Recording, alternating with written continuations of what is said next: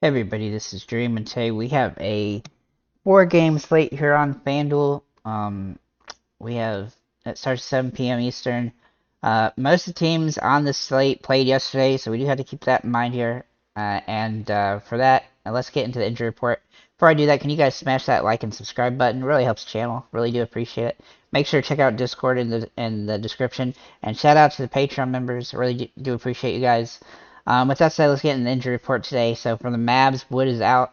For the Wizards, Beal is out. For the 76ers, Harden is out. For the Hornets, Hayward is out. For the Heat, Hero and Martin are questionable, and Oladipo is out. For the Blazers, Nurkic and Grant are both questionable. And for the Pelicans, Nance is questionable. So one thing I'm going to note about the slate is I'm playing lightly. And the reason I'm playing lightly is because the pricing has skyrocketed on both places actually.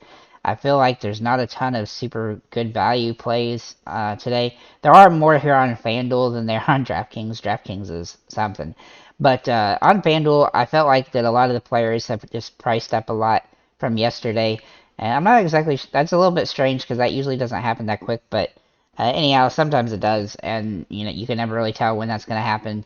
I still think there's more good value here on FanDuel than DraftKings. But it's a little bit harder slate than what typically a four-game slate would be like. I mean, four-game slates tend to be kind of difficult because you only have so many players to look at or to choose from. But usually, I feel like the pricing it just doesn't really make a lot of sense today. But anyhow, enough of that. Let's go ahead and get into players I do like. So we're gonna start with DeAnthony Melton. Now he's not he's a guy that's a little bit overpriced for what he's been doing so far this season, but he's not as overpriced on FanDuel than he is on DraftKings. And one of the benefits with him is that he is starting right now with Harden out, and so he does have upside. But I don't love his price point. If he was, 700 or 800 bucks cheaper, I'd feel a lot more confident with him. But he typically, even in the I think 3 games that he started, or 4 games I think that he started, he's gotten 40 fantasy points twice, and he's gotten 25 in the other two. And so, I mean, that's not a terrible price for that, but if he scores 25 fantasy points, it's going to be a little bit harder to swallow here. We really definitely want him to get over 30 in this slate. Then we're going to look at Rozier for Charlotte. Now, he's actually pretty reasonably priced here, but he hasn't been super great to start the season here at this price. He definitely has the capability to get there, but as you can see, the last couple of games, he's been splitting a lot of time with um, uh, Dennis Smith Jr., and that is eating into his shots and stuff a little bit, and so we do need to keep that in mind on this particular slate, but he's still a decent play here. Tyrese Maxey, his price is skyrocketed with him starting and being the primary guy with Harden out, and even when Embiid's been out too. So he's definitely a guy I like here, but he's not. He is capped because Embiid is probably going to play today, and that will take some shots away from him. And his price point has come up a lot because of Harden being out. Then we're going to look at Dennis Smith Jr.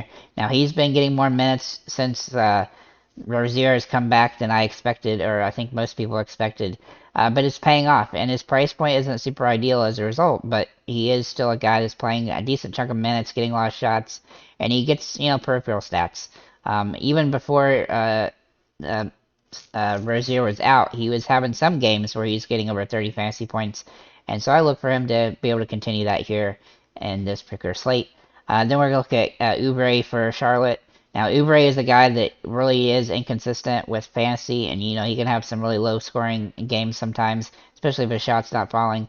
But he's actually been playing pretty solid. Again, he does have some ups and downs, but I do think he has some upside in this slate. It's a good matchup against Miami for him specifically at his position. And then we're going to look at Luka. Now, Luka is just wildly expensive, but he also has no games under 53 fantasy points on the season. So if we're just looking at sheer output, he's a guy that's going to give you a lot of output, and I do like him here. He pretty much does everything that, especially with Wood out for Dallas. Then we're going to look at Rui Hachimura for Washington. He's in an interesting spot here because his price is really cheap, and while he's coming off the bench and playing 20 to 25 minutes, with the exception of one game, I think maybe one game, he's really been pretty solid. even at this price point. And so I do think he's a pretty decent option on the slate as a good value play if you want to save some money. Kyle Kuzma, his price point's actually pretty good over here. Now he's been underperforming the last like 5 or 6 games, but at some point he's gonna have a bigger game, and he definitely has the capability to do it. Uh, getting and they're one of the teams that hasn't played yesterday, so he's gonna have more upside since he's been off for a couple days than some of the other teams. Then we're going to look at Hunter for Atlanta. Now, he has been pretty solid so far this season, and his price is actually a little bit cheap for what his potential is, because he has 30 fantasy point upside, his ceiling. But he is a little bit pricey for for what his role is on the team, and his minutes do sometimes fluctuate, where he only gets like 20-ish minutes. So do keep that in mind. But he still has some upside on this one, especially with Harden out for the uh, Philadelphia. And then for Bam Adebayo here in Miami, he's been pretty solid this season. He's been a little bit inconsistent, but he should get a full complement of minutes here, especially if Hero ends up being out. He'll get more touches and stuff like that. And so I do like him on the slate. For centers, I've actually got 3 guys to look at, and Capella is one of them. Now, Capella has been extremely good the last few games. Now, his floor is kind of low, but he plays about the same amount of minutes, and he's in a kind of a time. He's kind of in a 3-way timeshare now there, but he is playing pretty well, and we like it when guys are playing pretty well. Obviously, Capella would look even better if Embiid is out. Embiid definitely makes it difficult to roster Capella to some degree, but I also like Embiid today because, well, he's Joel Embiid, and he can score 60 fantasy points on a dime as well. And if with Harden out, that's going to give him a lot of upside. And he should get a lot of shot attempts if he ends up playing. I mean, he looks like he's going to play, but I mean, he looked like he was going to play a couple other games and he didn't play, so we'll have to see. But just keep an eye on the news for that. But if he does play, he's a top tier option on this one. And then Mason Plumlee, his price point is actually really solid here on FanDuel. He's been playing really good despite being in a timeshare kind of with Nick Richards, but and they're both playing well. But he's been really solid, so I think he's in a pretty good spot, pretty safe play, in fact, on this particular slate.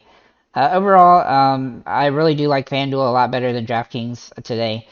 So if you have any comments or questions, feel free to leave them below. And have a nice day, guys.